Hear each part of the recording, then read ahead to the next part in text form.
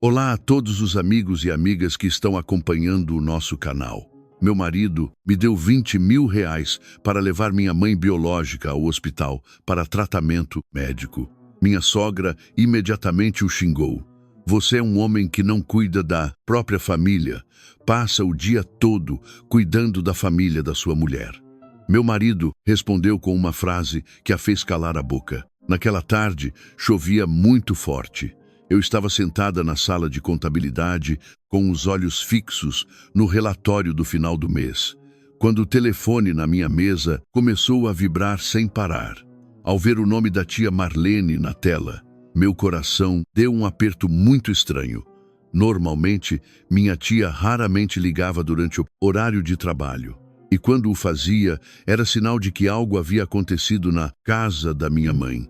Assim que atendi, a voz apavorada da minha tia ecoou do outro lado da linha. Lisbela, tenta manter a calma e escuta a tia.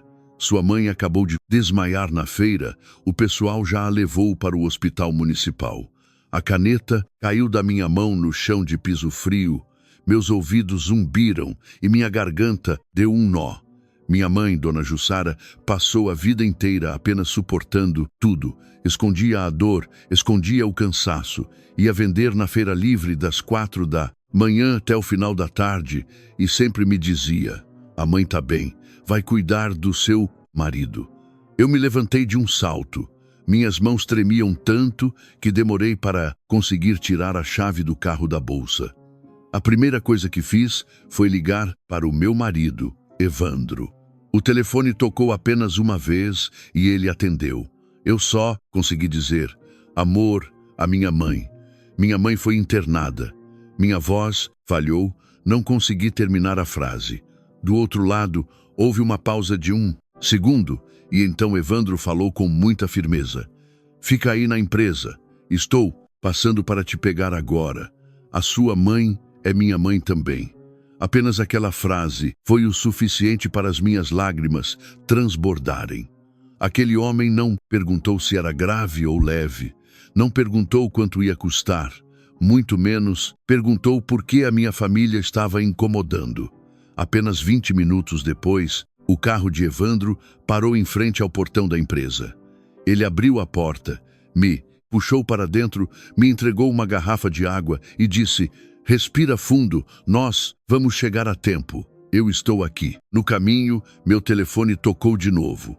Era o médico do hospital municipal.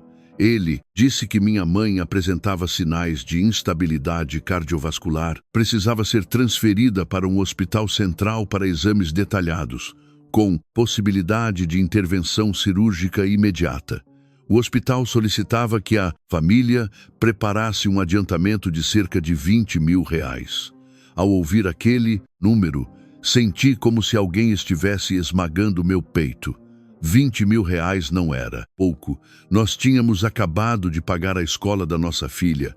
Ainda estávamos pagando as parcelas do nosso apartamento e havia tantas outras contas pela frente.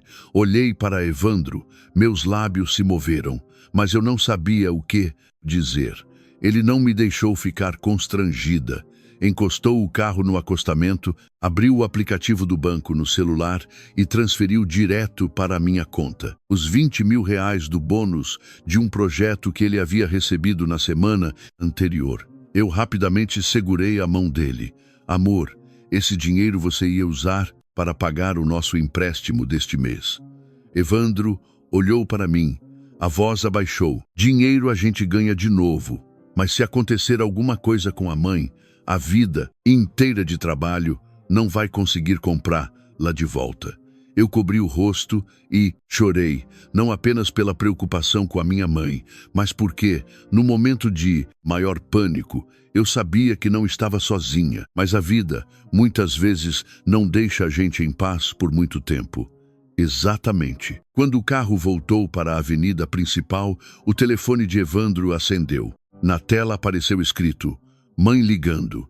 Evandro atendeu, e antes que pudesse dizer qualquer coisa, a voz da minha sogra, Dona Carmen, soou estridente.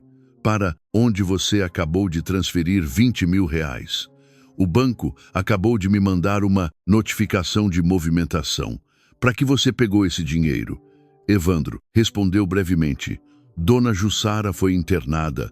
Eu passei esse dinheiro para a Lisbela adiantar as despesas do hospital da mãe dela. Do outro lado da linha, houve um breve silêncio. E então Dona Carmen gritou como se tivesse sido ofendida. Você é um homem que não cuida da própria família e passa o dia inteiro bancando a família da mulher? A sua sogra te pariu algum dia para você jogar dinheiro fora desse jeito? Eu estava sentada ao lado e cada palavra era como uma agulha nos meus ouvidos. Ela não perguntou se a minha mãe estava viva ou morta, não perguntou se a nora estava com medo. A primeira coisa em que ela pensou foi no dinheiro. Ela continuou xingando, com a voz cada vez mais amarga. A Lisbela é muito esperta. Casou e agora só suga o seu dinheiro para sustentar a casa dela. Se a família dela é pobre, deveriam saber o seu lugar e não ficar se pendurando no genro. Eu abaixei a cabeça, agarrando as bordas da minha bolsa. Evandro, de repente, diminuiu a velocidade e parou o carro no acostamento. Ele ligou o viva-voz, colocou o celular no suporte e falou cada palavra de forma muito clara. A senhora está dizendo que a família dela não merece ajuda. Então, a senhora se lembra de quem deu o dinheiro da entrada deste apartamento onde eu moro? Do outro lado da linha, o silêncio foi imediato. Eu levantei a cabeça bruscamente para olhar para o meu marido. Aquela era uma questão que minha mãe havia pedido para esconder anos atrás. Ela tinha vendido um pequeno terreno no interior e nos dado 80 mil reais para darmos de entrada no apartamento. Ela tinha medo de que eu ficasse mal com a família do meu marido e pediu para não contarmos. Mas hoje, a ofensa de Dona Carmen fez com que Evandro não conseguisse mais ficar calado. Momentos depois, Dona Carmen gaguejou. O que você está falando, seu maluco?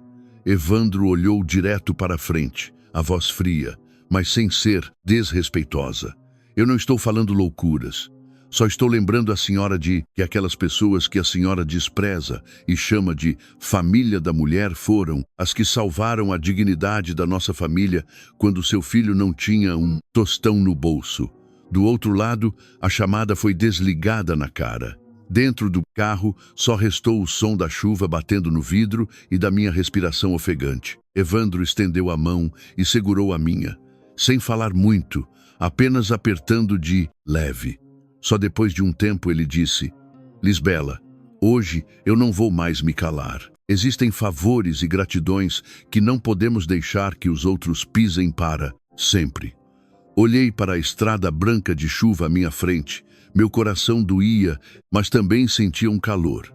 Eu sabia que aquela viagem de carro não apenas me levaria ao hospital para ver minha mãe, mas também levaria nosso casamento para uma grande tempestade, onde as dívidas de gratidão, as palavras de desprezo e o chamado amor filial seriam colocados na balança.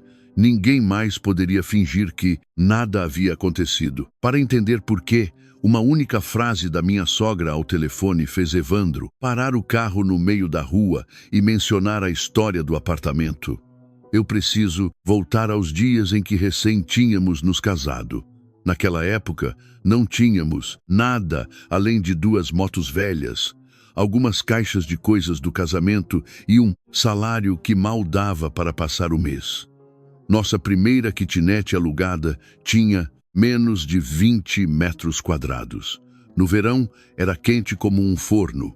Na época das chuvas, a água infiltrava nas paredes. Mesmo assim, eu era feliz, porque Evandro era um homem trabalhador. E eu acreditava que, desde que estivéssemos unidos, ser um pouco pobre não tinha problema.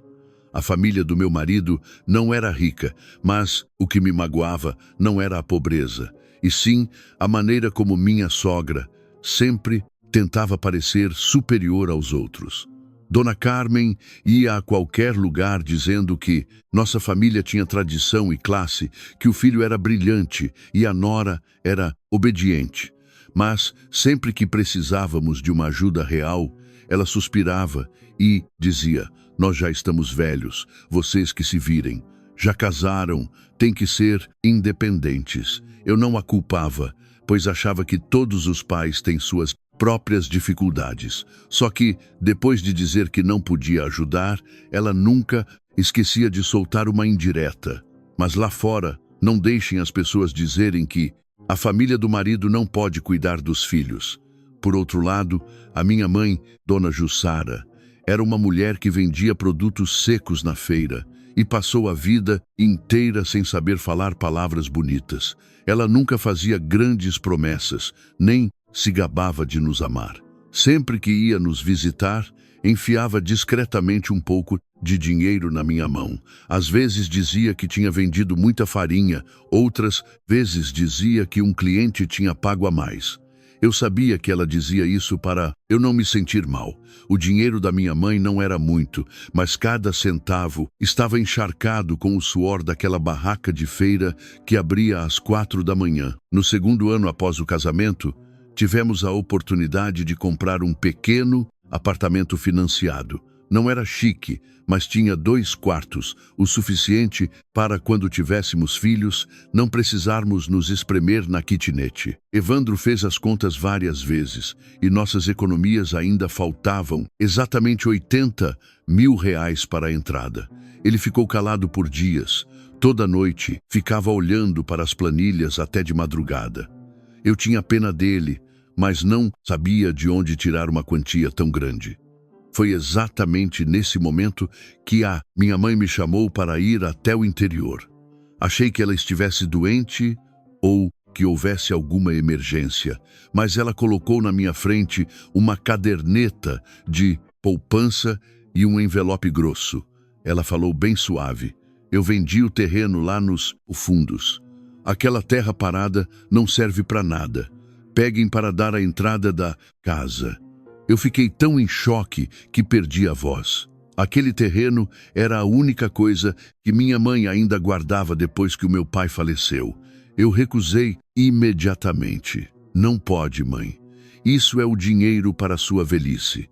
Ela apenas sorriu e colocou a mão magra sobre a minha.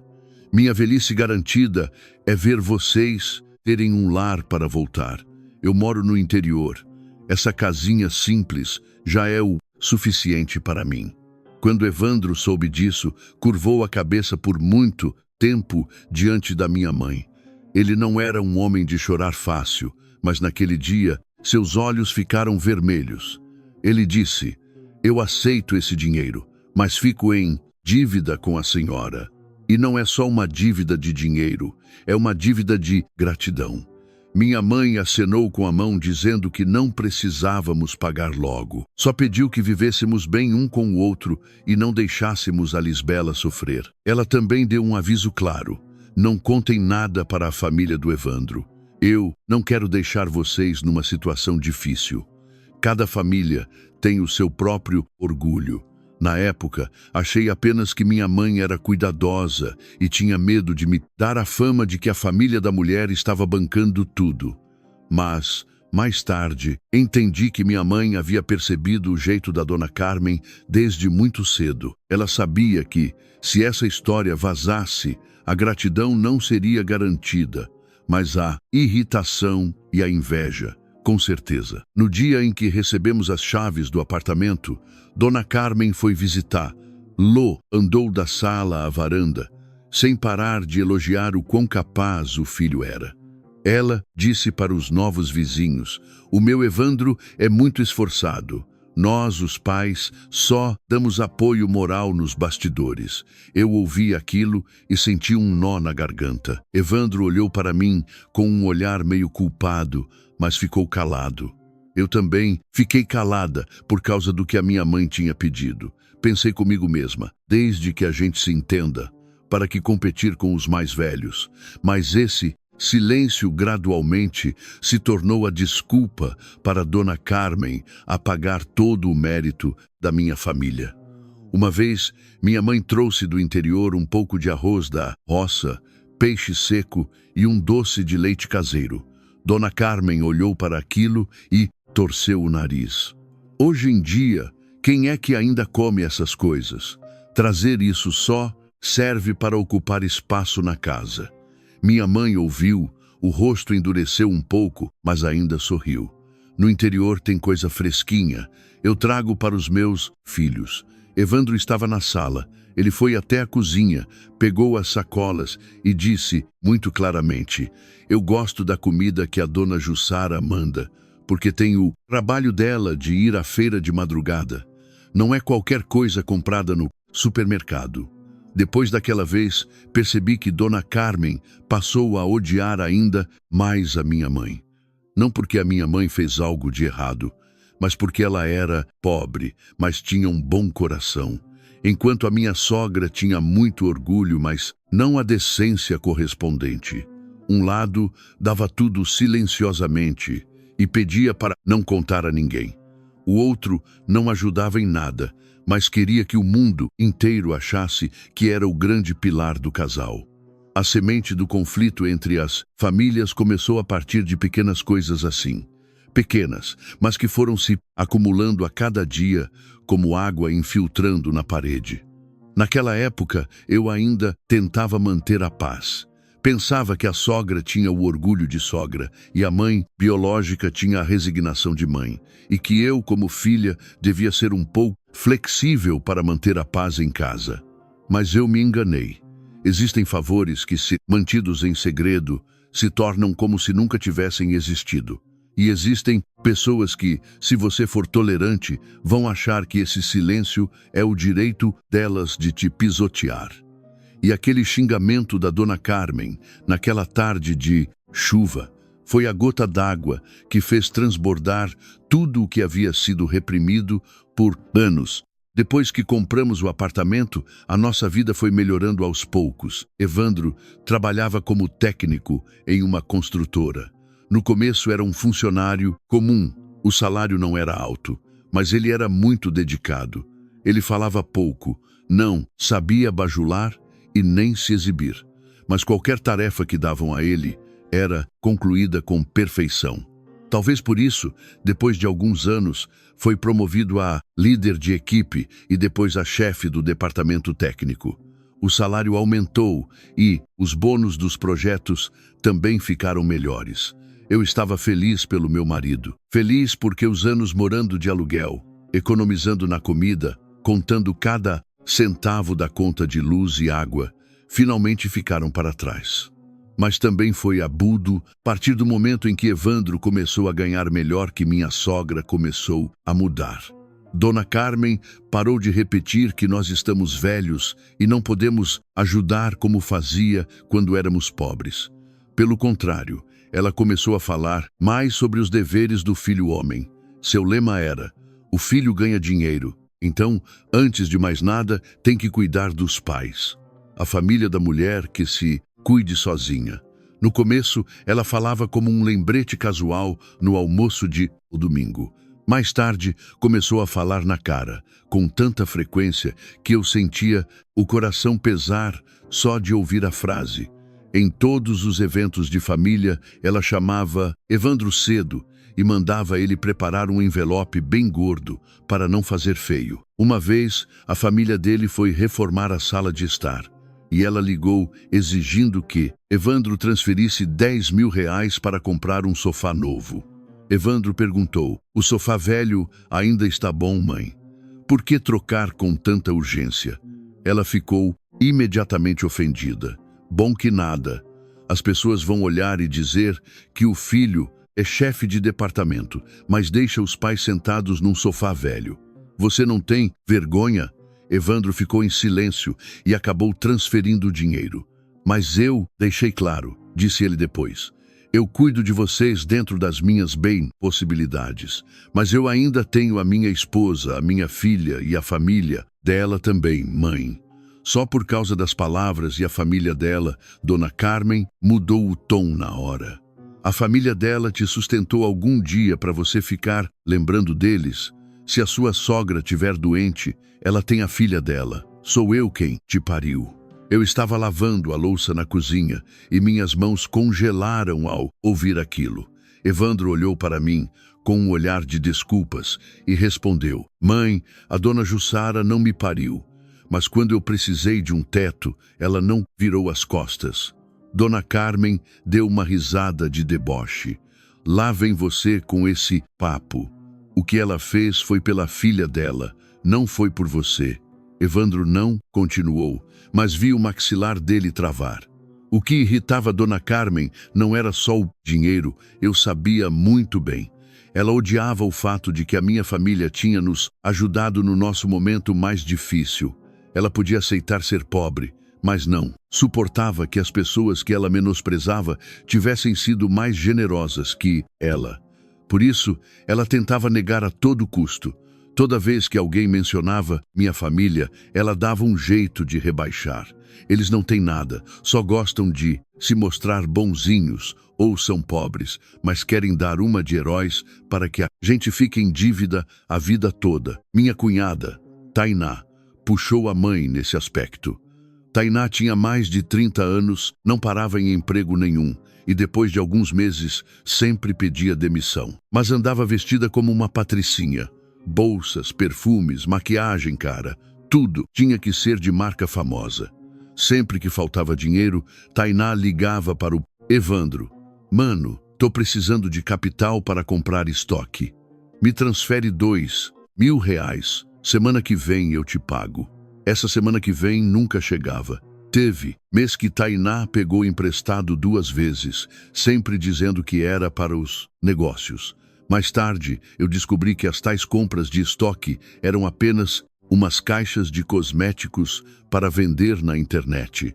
E a maior parte do dinheiro ia para roupas, viagens e cafés chiques para postar fotos no Instagram. Eu cheguei a avisar Evandro: se você quer ajudar a sua irmã, tudo bem, mas precisa haver limites. Não dá para transferir todo mês sem saber para onde vai o dinheiro. Evandro concordou.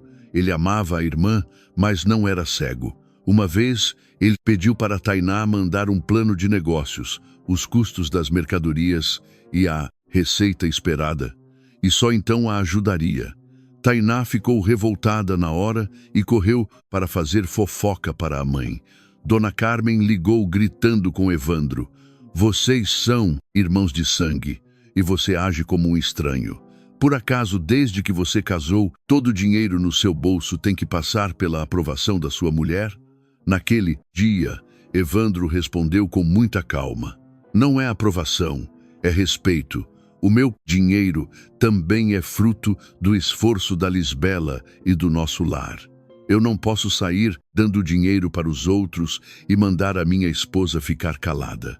Eu estava ao lado e, ao ouvir aquilo, senti meu coração aquecer e, ao mesmo tempo, tive pena dele.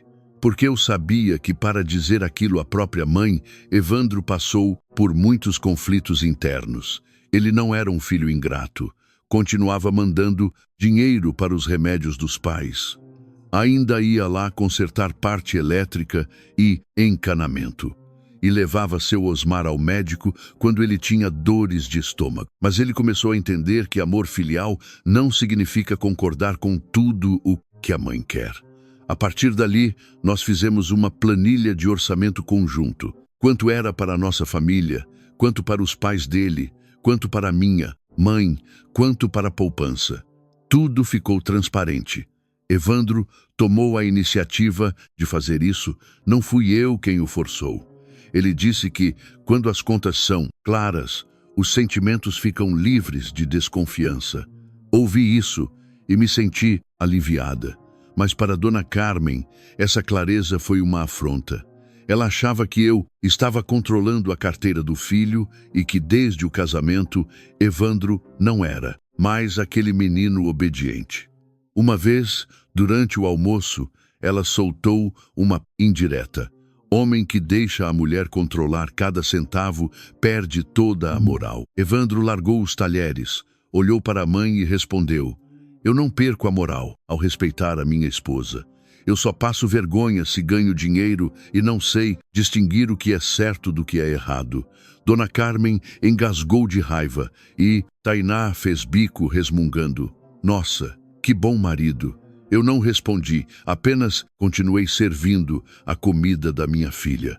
Mas, lá no fundo, sabia que a tempestade ainda não tinha passado.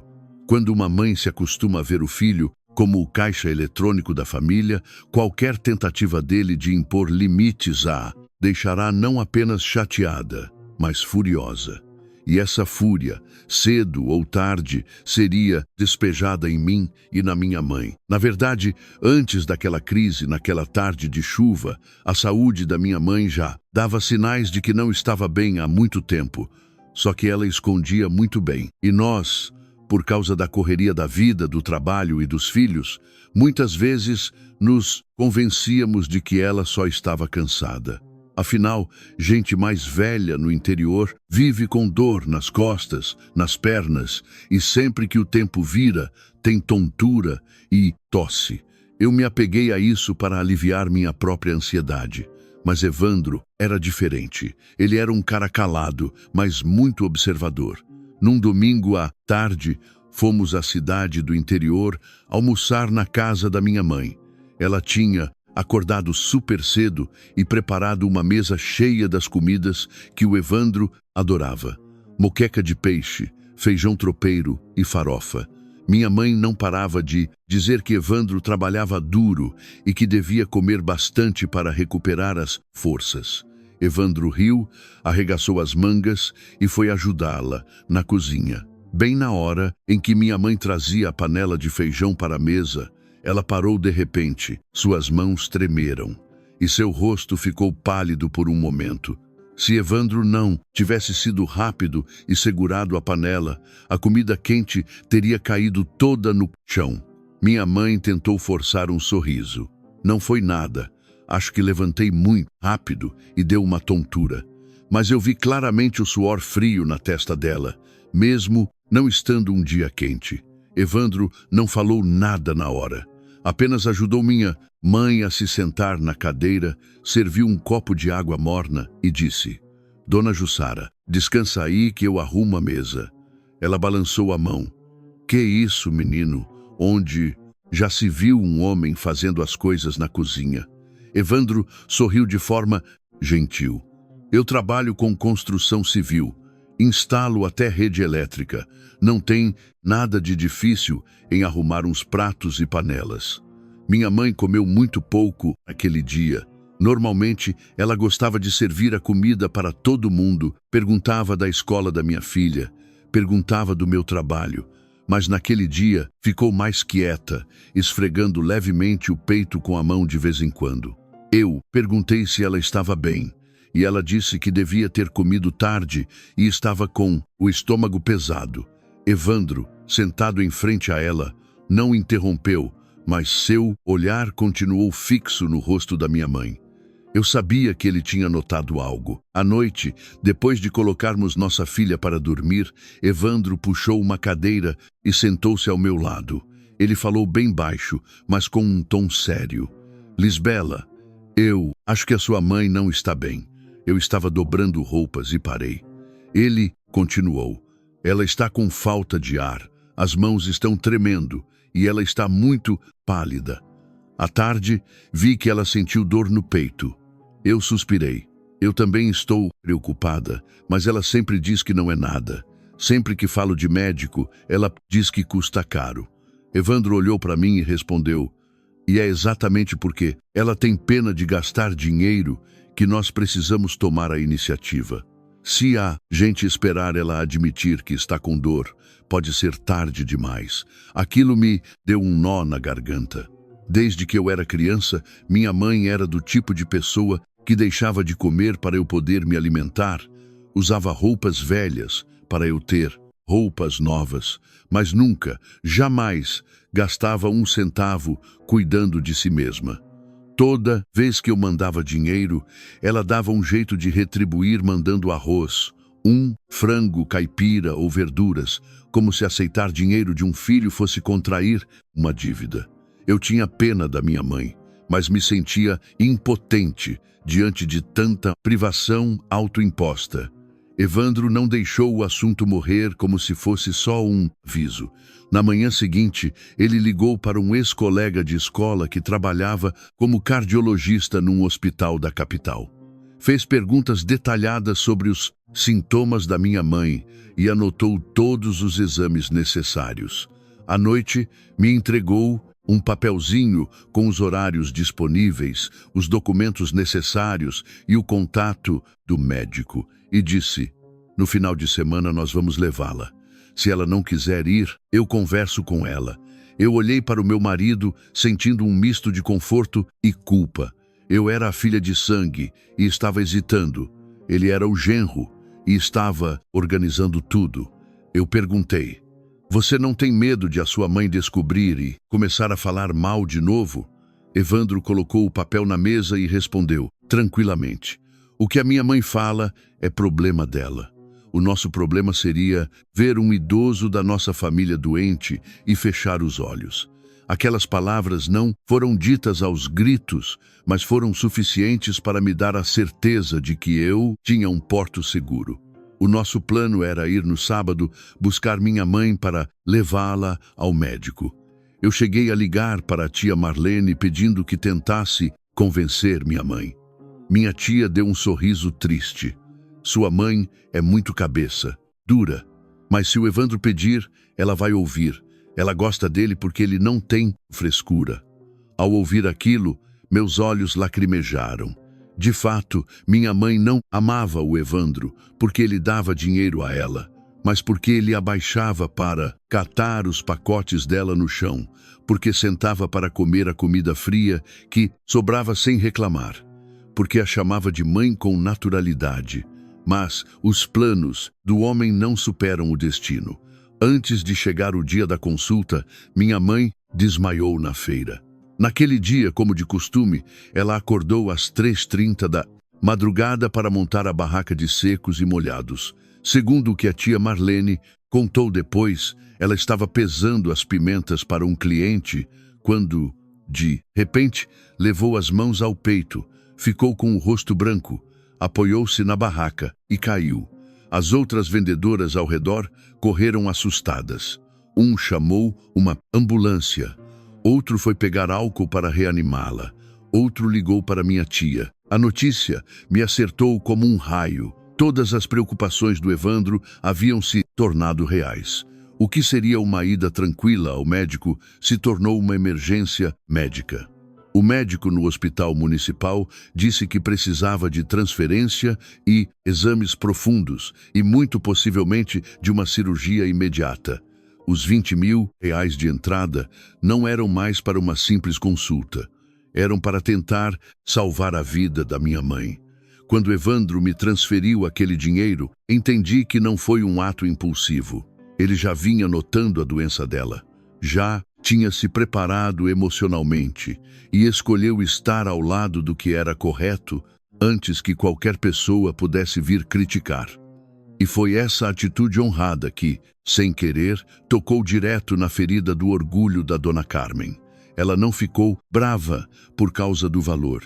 Ela ficou brava porque aquele dinheiro era a prova daquilo que ela sempre tentou negar. Para o filho dela, a família da esposa não era gente de fora, e a minha mãe não era um fardo que podia ser menosprezado. Depois de desligar abruptamente o telefone, achei que as coisas parariam por aí. Afinal, minha mãe estava no hospital, e a vida de alguém era a prioridade. Mas subestimei o orgulho ferido da minha sogra. Para Dona Carmen, aqueles 20 mil não eram apenas dinheiro. Eram um tapa na cara que rasgava a máscara que ela manteve durante anos. A máscara de que a família do marido é que tinha poder, prestígio e voz no nosso casamento. Quando chegamos ao hospital da capital, minha mãe já estava na área de emergência. Corri atrás da maca, olhando para o rosto pálido dela, com as pernas bambas. Evandro tocou no meu ombro e disse baixinho: vai fazer a burocracia com o médico. Eu fico aqui fora e atendo as ligações. Eu sabia por que ele disse isso. O celular dele não parava de tocar desde cedo. Eram chamadas da Dona Carmen, de seu Osmar, da Tainá e até de parentes distantes que mal falavam com a gente. Assim que terminei de assinar os papéis do pagamento, o telefone de Evandro tocou de novo. Era a Tainá. Evandro colocou no viva voz, mas abaixou o volume para que eu não ouvisse coisas que iam me machucar ainda mais. Mas, mesmo assim, a voz afiada dela ecoou. Você é incrível, hein, mano? A sua própria mãe reclamou de dor nas costas o mês todo e você disse para ela esperar para ir ao médico. Agora a sogrinha desmaia e você transfere 20 mil na hora. Você se esqueceu do seu sobrenome? Evandro fechou os olhos por um segundo e respondeu. Tainá, a dona Jussara está na emergência. Qualquer coisa que você tenha para dizer, deixe para depois. Mas ela não parou. Riu com escárnio através do telefone. Emergência ou não, ela é da família da sua mulher. A Lisbela é foda mesmo. Casou e treinou você para ser um genro mais dedicado à mãe dela do que à sua. Eu estava parada do lado e tremi de raiva, não de medo, mas de pura indignação. Minha mãe lutava pela vida e essa gente só conseguia pensar em como medir de que lado o dinheiro estava caindo. Logo em seguida, o grupo da família do WhatsApp começou a apitar. Tainá enviou uma mensagem enorme, de propósito para os parentes verem. O Evandro acabou de mandar 20 mil para pagar o hospital da sogra. A nossa mãe foi questionar e ele ainda respondeu com grosseria. Vocês acham justo? O filho criado com a comida da nossa casa agora pega todo o dinheiro que ganha e coloca a família da esposa num pedestal. Dona Carmen logo completou. Homem que se deixa ser guiado pelo nariz da mulher acaba perdendo as próprias raízes. Eu falo, mas ele só defende o lado dela. Eu olhei para a tela e senti minha garganta apertar. Evandro tirou delicadamente o celular das minhas mãos e desligou as notificações. Não leia mais isso. A sua mãe precisa de você lúcida agora. Eu perguntei quase num sussurro. Você não se cansa? Ele olhou para mim. Seus olhos estavam vermelhos, mas a voz era calma. Canso. Canso porque as pessoas estão usando os conceitos de família daqui ou dali para medir o valor de uma vida humana. Mais de uma hora depois, o médico informou que minha mãe havia superado o momento mais crítico, mas que precisaria de monitoramento intenso e, dependendo dos exames, possivelmente uma cirurgia. Sentei-me no banco do corredor e coloquei o rosto entre as mãos. Evandro foi comprar uma garrafa de água. Assim que me entregou, o telefone dele tocou novamente. Dessa vez, era uma chamada de vídeo de Dona Carmen. Evandro olhou para mim e atendeu. O rosto da Dona Carmen apareceu na tela. Ela estava sentada na sala de casa. Atrás dela estava Tainá e seu Osmar, o pai, estava quieto na ponta do sofá. Assim que viu Evandro, ela começou a berrar chorando. Eu te dei a luz, eu te criei, paguei seus estudos e agora eu te falo uma coisa e você não me escuta. Você ama a sua sogra, mas e a sua mãe de verdade? O que eu sou para você? Evandro não a interrompeu. Ele a deixou falar. Deixou que o choro e a gritaria dela ecoassem pelo corredor frio do hospital. Quando ela parou para respirar, Evandro perguntou: Mãe, a senhora quer falar de gratidão ou quer ver a contabilidade? A frase a pegou de surpresa. Tainá imediatamente se intrometeu. Não vem usar dinheiro para intimidar a mãe. Quanto mais você fala, mais prova que a Lisbela está fazendo a sua cabeça. Evandro não olhou para Tainá. Fixou os olhos na própria mãe pela ela e disse de forma pausada: a senhora ainda lembra daqueles 80 mil reais de uma entrada no nosso apartamento? Dona Carmen mudou de expressão na hora. Não vem jogar isso na minha cara de novo. Ela deu para a filha dela, não te deu nada para você ficar pagando de devedor. Evandro retrucou, desta vez com a voz mais firme. Se a senhora diz isso, me deixe fazer uma pergunta. No dia em que a gente recebeu as chaves, Quem foi que ficou na frente de todos os parentes, dizendo que o apartamento foi conseguido com a graça e bênção da nossa família? Quem disse para o meu pai que não devíamos mencionar a família da minha esposa para que não nos menosprezassem? Ao fundo, seu Osmar de repente levantou a cabeça. Seu rosto pareceu pálido, como se aquela frase o tivesse jogado de volta no tempo.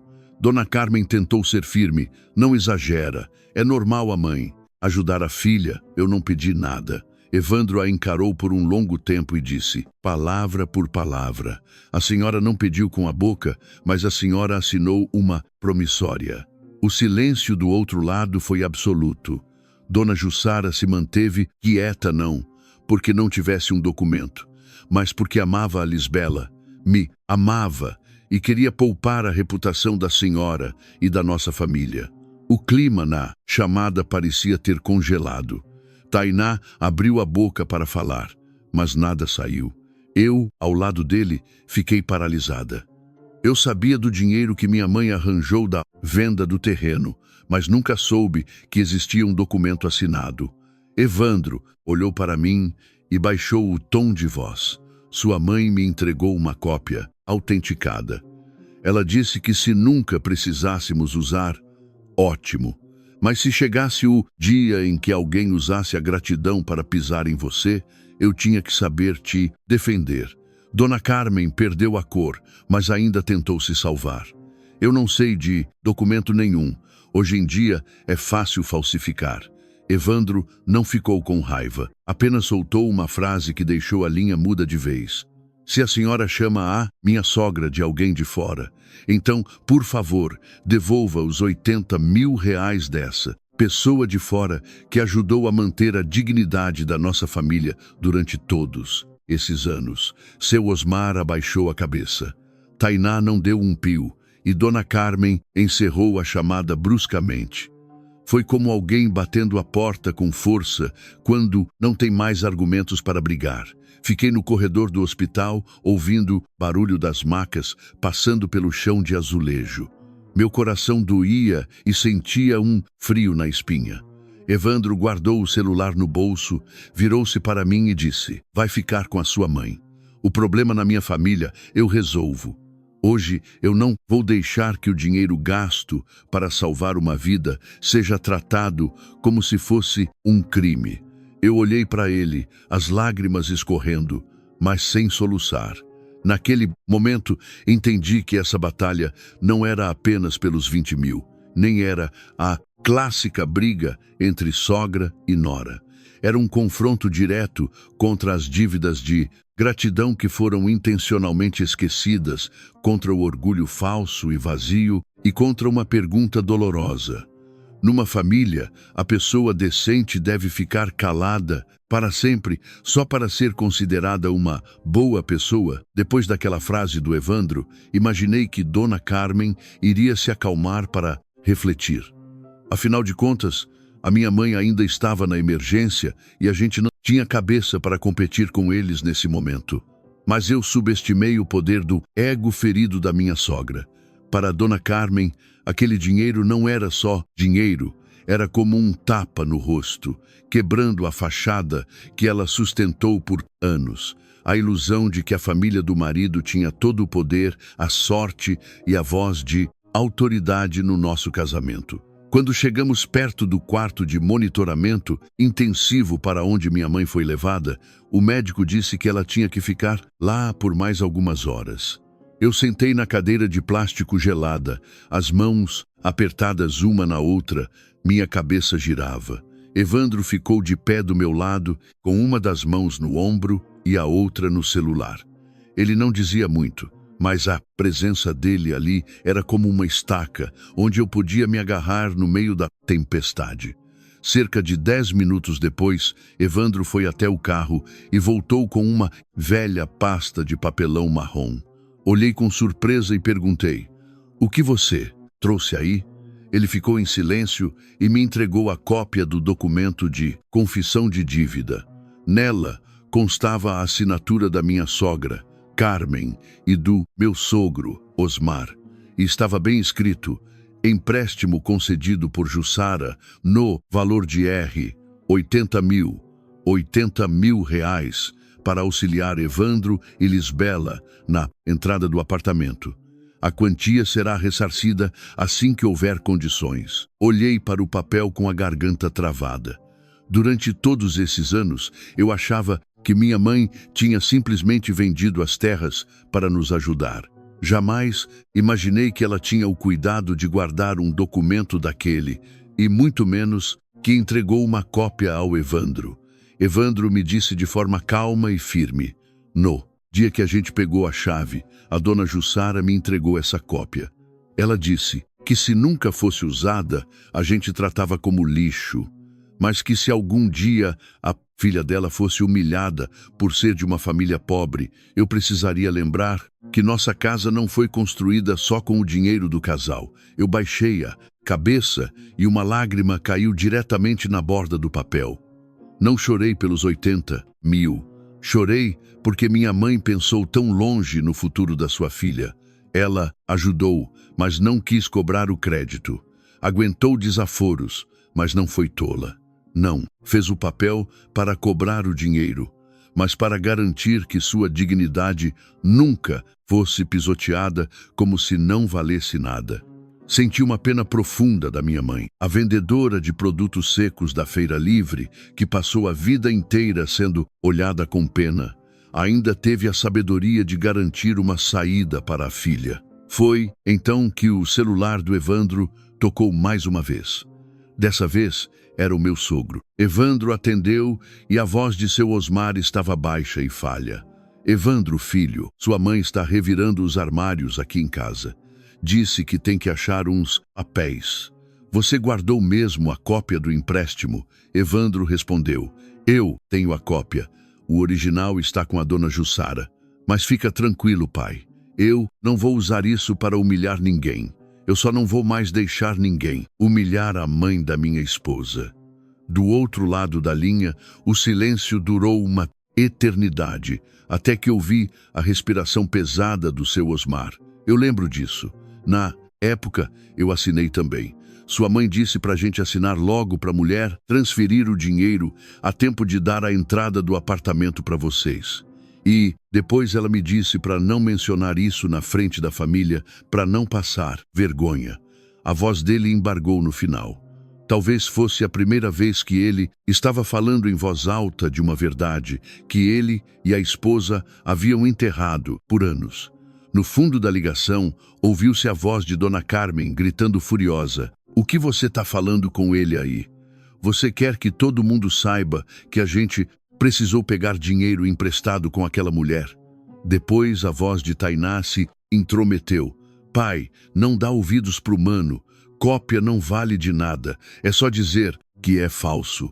Hoje em dia dá para falsificar até a assinatura." Eu escutei e senti um calafrio. Enquanto minha mãe lutava pela vida no hospital, a preocupação deles não era com a saúde dela, mas em como limpar o próprio nome de uma dívida do passado. Dessa vez, quem se impôs não foi Evandro, mas o seu Osmar. A voz tremia, mas foi bem clara. "Falso o quê? Eu assinei de verdade." "E você assinou de verdade, Carmen. Não ouse ensinar a gente a mentir desse jeito, Tainá."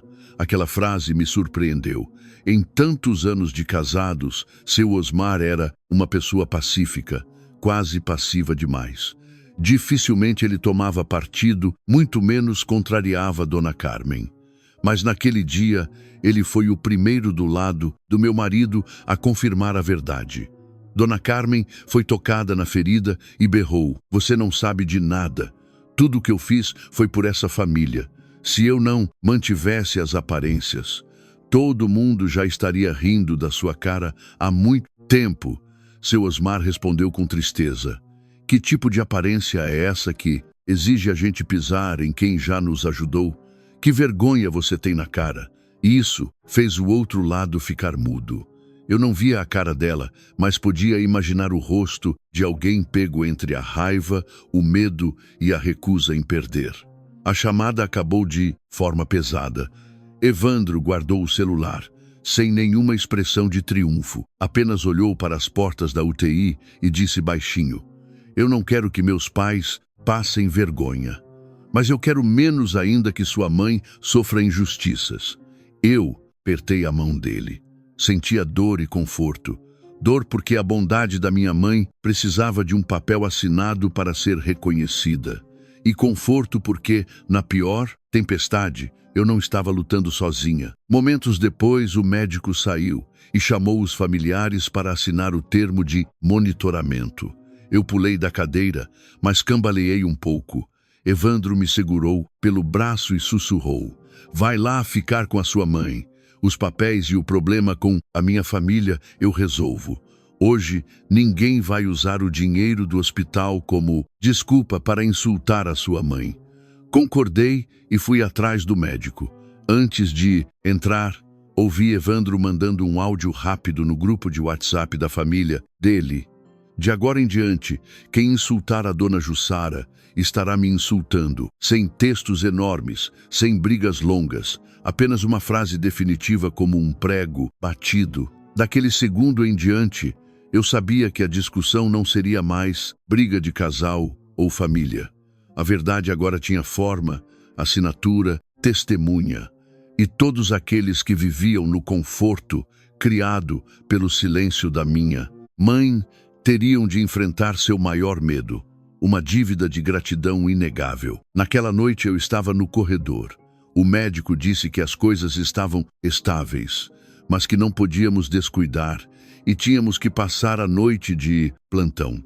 Eu me encostei na parede fria, meus olhos ardiam. Evandro foi comprar uma marmita de canja de galinha quente.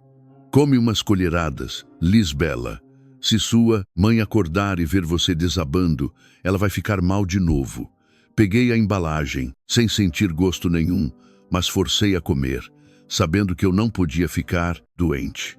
Achei que depois do confronto com o empréstimo de R$ 80.000, a família dele daria um tempo.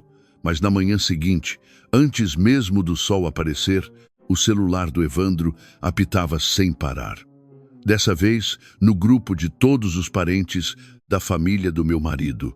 Dona Carmen mandou um texto gigante e bem calculado. Ela escreveu que desde que eu casei com o Evandro, ele tinha mudado, que eu controlava o dinheiro dele, que a mãe da esposa foi para o hospital, e ele transferiu 20.000 na hora, enquanto não dava a mínima para ela.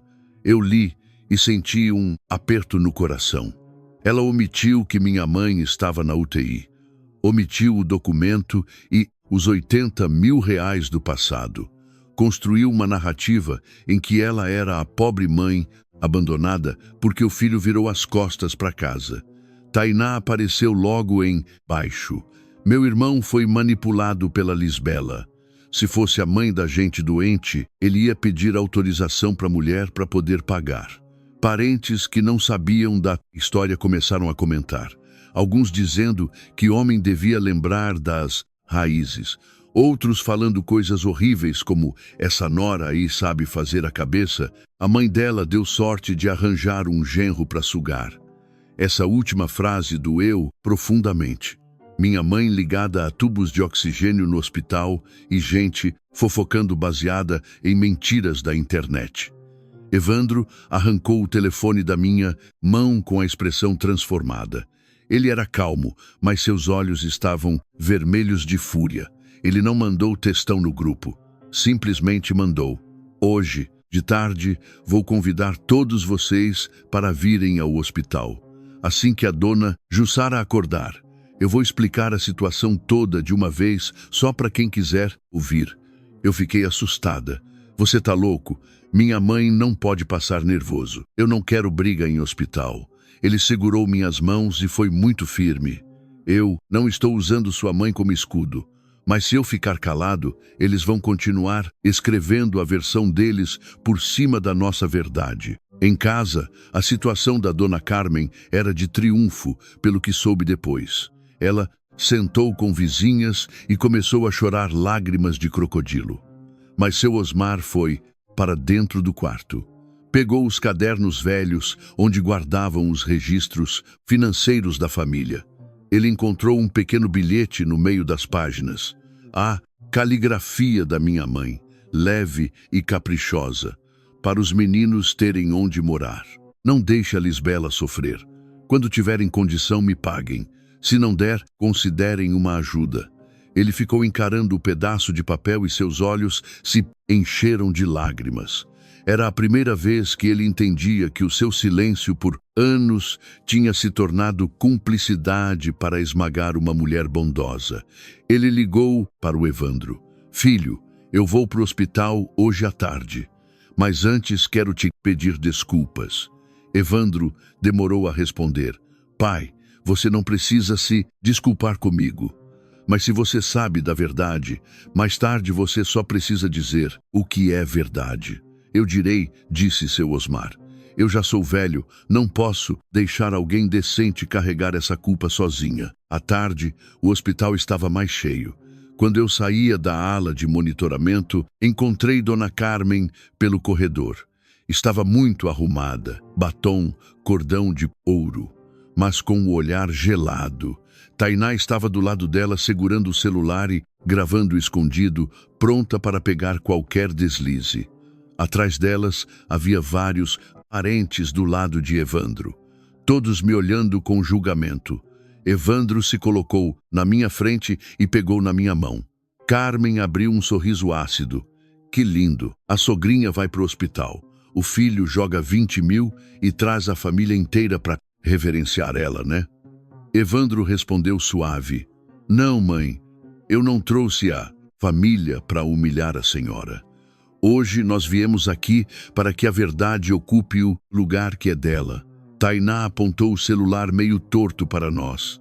Eu só quero que todo mundo veja como meu irmão não respeita a própria mãe.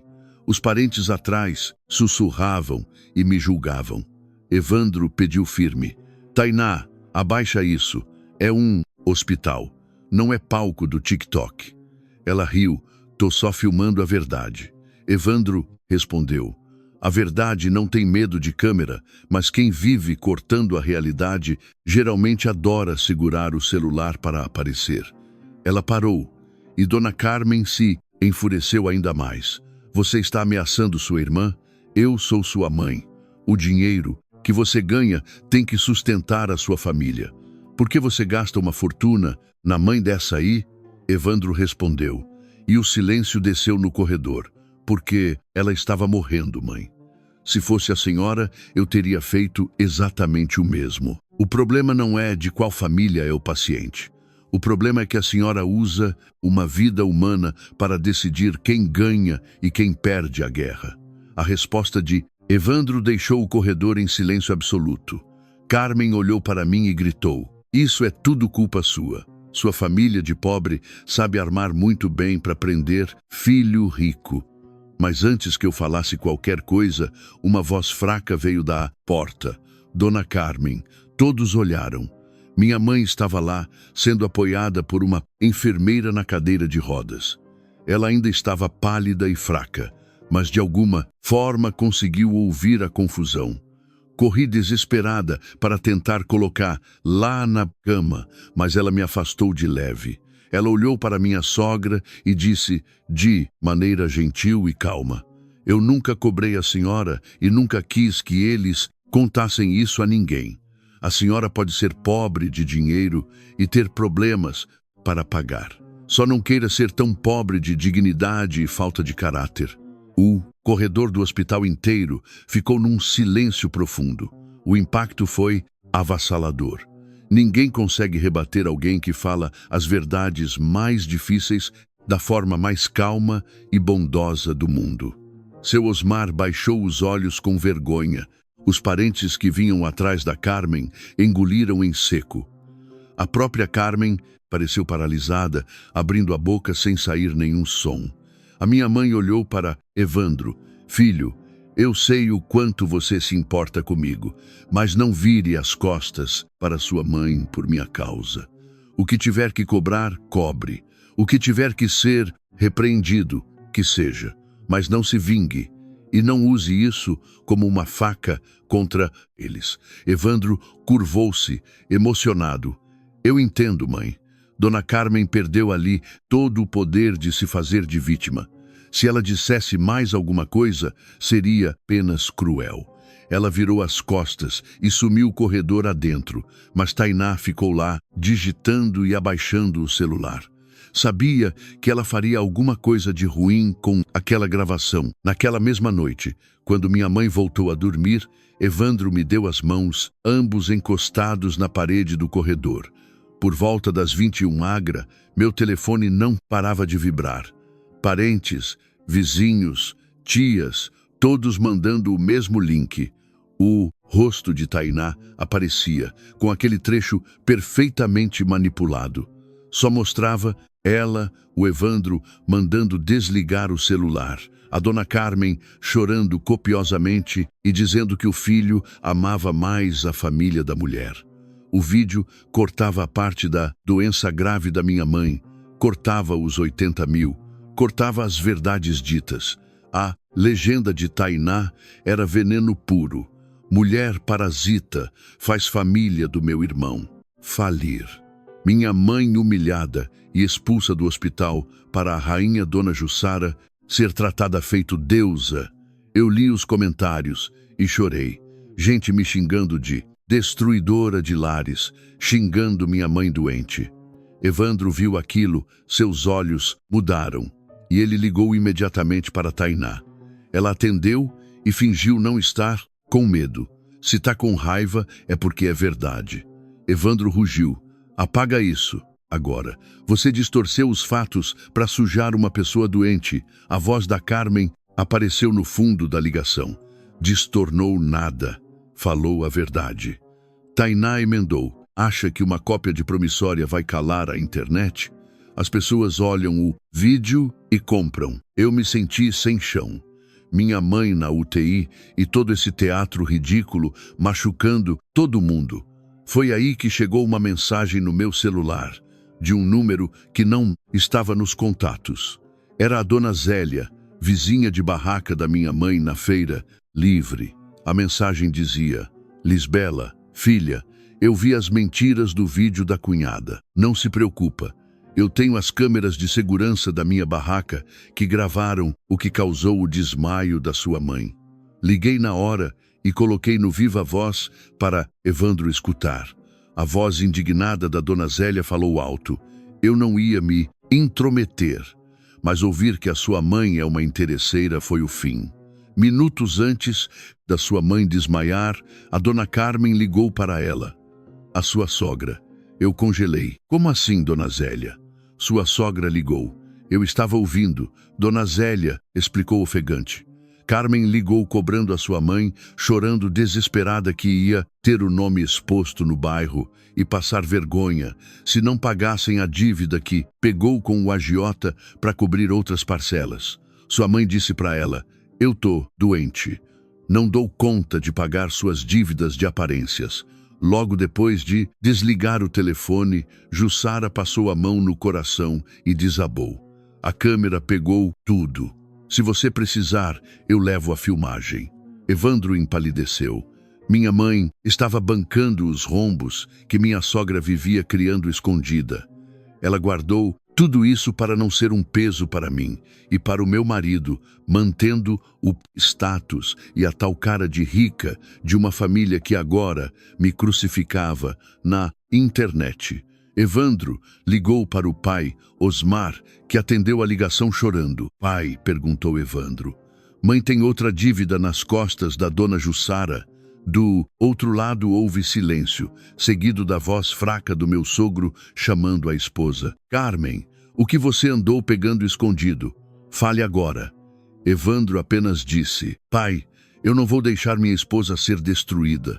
Ou me contam a verdade, ou vamos ver as filmagens perante a lei e a família. No dia seguinte, em vez de bater boca nas redes, Evandro organizou uma reunião numa saleta do hospital. Levou o pai, Osmar, a Dona Carmen, o patriarca da família, o tio Valdir e a Dona Zélia, a feirante. Nós fomos todos lá para uma cariação, exceto minha mãe, que ainda estava muito fraca no quarto. Dona Zélia, com sua roupinha simples da feira, Trouxe o tablet com as gravações e as cópias de áudios que o próprio celular gravou porque ela estava do lado. Ela tocou a gravação para todos ouvirem. A voz da minha mãe, implorando de cansaço. Dona Carmen, eu não aguento. Não lucrei quase nada esse mês. Não prometa o que eu não posso cobrir de agiotas. Por favor, eu tô passando mal. Em seguida, o desmaio registrado em vídeo. Tio Valdir bateu a mão pesada na mesa. Carmen, como você tem coragem de pedir para uma mulher trabalhadora pagar para esconder suas vaidades e depois a ataca? Carmen ficou lívida. Tainá tentou defender. Mas é nossa parente.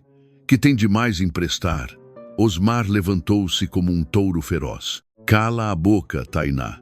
Nós mentimos para os nossos próprios filhos para manter pose de gente chique para parente que não dá a mínima para nós.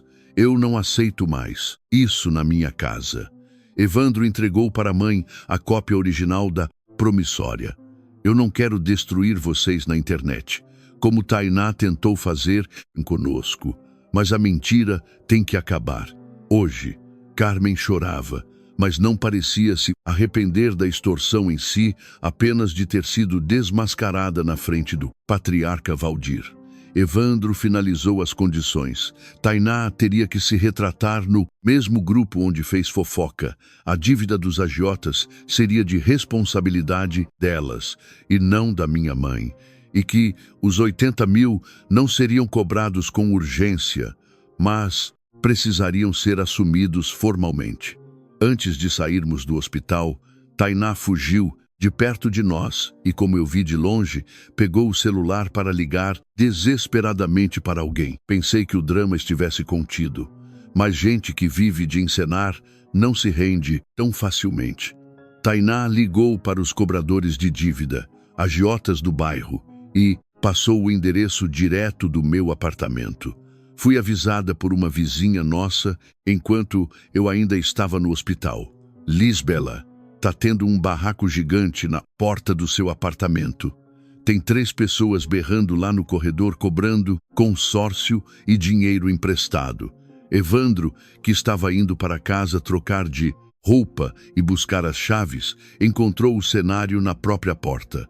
Os cobradores gritavam na frente de todos os vizinhos do prédio.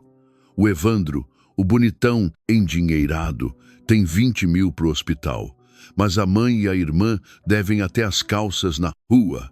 Tainá, que estava encolhida do lado da dona Carmen, se vitimizou, dizendo que Evandro era o responsável pela casa. Mas Evandro não engoliu a isca. Chamou o síndico e pediu para ver os papéis da dívida. Ao ver as datas das assinaturas de Carmen e Tainá, tudo bateu certinho com os momentos em que a Tainá estava viajando, indo a festas, postando selfies e esbanjando luxos na internet. Evandro olhou na cara de Tainá e soltou na frente do síndico e dos cobradores. Essa dívida serviu para viagem a Porto Seguro e para compra de bolsas caras que você usava. Eu não vou pagar por isso. Tainá berrou. A mamãe assinou junto. Você tem que pagar a dívida dela. Seu Osmar, o pai, meteu a cara na multidão e declarou em voz alta: meu filho não deve 1 centavo disso. Essa é uma responsabilidade da esposa que escondeu isso de mim e da minha filha. A humilhação de ter o seu próprio pai a confrontando em público foi gigantesca. Tainá, mais tarde, não satisfeita com o desastre das dívidas, lançou a pior das rasteiras pelo grupo do WhatsApp. Colocou uma foto de um papel escrito a caneta: eu, Lisbela, aceito assumir todas as obrigações financeiras, pagando os consórcios em nome da dona Carmen, para evitar brigas sem devoluções. E na ponta do papel, a assinatura falsificada com o meu nome. Os parentes, atônitos, começaram a cobrar. Bom, a nora assumiu o BO, ela que pague. Quando recebi a imagem no hospital, paralisei. Avisei o Evandro. Minutos depois, ele convocou todo mundo novamente, inclusive o tio Valdir e seus pais. Colocamos minhas assinaturas de banco, RG e boletos na frente deles. Era uma falsificação porca. Nem ligava o L com o I da forma como eu sempre fazia. Diante da ameaça direta de processo criminal por estelionato e falsidade ideológica que Evandro anunciou perante os advogados ali mesmo, a máscara rachou de vez. Para proteger Tainá de ir parar na cadeia por causa do papel falso, Carmen caiu aos prantos em definitivo.